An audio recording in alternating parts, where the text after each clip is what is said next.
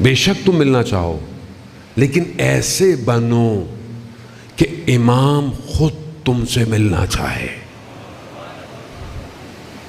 وہ عالم دین جو اصفہان میں، اس کے بعد بہرحال اس نے ایک عمل کیا کہ امام زمانہ کہاں ہوں گے، تو اسے جو ہے وہ پیغام دیا گیا کہ فلانے جگہ جاؤ، فلانے دن فلانے بازار میں چلے جاؤ، اور وہاں پہ جو پہلا خریدار آئے گا اس کے ساتھ ساتھ پیچھے پیچھے جانا۔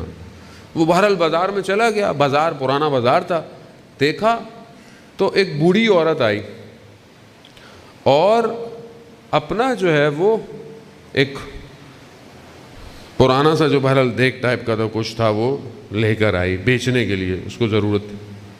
ایک دکان پہ گئی، اس نے اس کی قیمت لگائی اتنی ہے، اس زمانے کی جو بھی کرنسی تھی، کہا 4 دینار یا پتہ نہیں 2.5 دینار۔ دوسری دکان پہ گئی، اس نے بولا، اس نے کہا نہیں مجھے تو 6 دینار چاہیے۔ اس نے بولا نہیں یہ تو بہت زیادہ ہے۔ ایک اور دکان پہ گئی، اس سے پوچھا، اسے کہنے لگے کہ مجھے 6۔ کہا کیوں؟ کہا بہرحال مجھے ضرورت ہے، میرا بچہ بیمار ہے اور مجھے اس کے لیے دوا چیزیں خریدنی ہیں۔ اس نے کہا، اس نے بولا میں تمہارا یہ برتن بہت قیمتی ہے، اس کی قیمت 6 نہیں ہے، اس کی قیمت تو 10 دینار ہے۔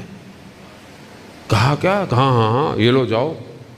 وہ شخص جو امام کو ڈھونڈ رہا تھا، جس کو بھیجا گیا، وہ دکان میں، تم اچھے کاروباری آدمی نہیں ہو؟ کہا پورا بازار اسے 2-2.5 دینار میں بیچ رہا ہے، تم نے اس کو 10 میں بیچ دیا۔ کہا تمہیں آتا ہی نہیں ہے سودا کرنا؟ کہا نہیں، تمہیں نہیں پتا سودا کسے کہتے ہیں، میں نے یہ نہیں خریدا، میں نے کچھ اور خریدا ہے۔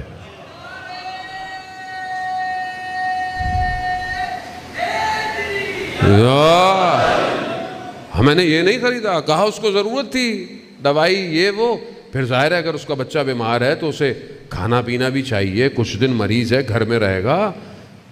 پھر اسے آواز آئی عالم کو، دیکھو ایسے ہو جاؤ، تمہیں ہمیں ڈھونڈنے کی ضرورت نہیں ہے، ہم خود آئیں گے تمہارے پاس۔ یہ جو آج ہم کہتے ہیں مولانا 40 دن کا کو وظیفہ دے دیں، امام سے ملنا ہے، امام سے ملنا ہے، آپ اپنے عمل کردار ایسا کریں، امام خود، اور امام کی توجہ ہوتی ہے بندوں کے اوپر۔ اگر ہم اپنے امام کو خوش نہیں کر سکتے عزیزان محترم، تو اپنے اعمال سے امام کو رولائیں مت۔ بس جمعے کا دن تھا، اس لیے میں نے بہت زیادہ فورسفل وقت کے امام کی گفتگو، کہ ایک دن تو امام کو یاد کریں، اور وہ امام کے جو